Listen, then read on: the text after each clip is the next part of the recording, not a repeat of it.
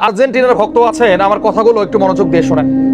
আপনারা কি জানেন যে কয়েকটা দেশ ইসরায়েলকে অন্ধ সমর্থন দেয়, ইসরায়েলকে মিলিয়ন বিলিয়ন টাকার অস্ত্র দেয়, এর মধ্যে যুক্তরাষ্ট্রের পরে সবার উপরে রয়েছে আর্জেন্টিনা?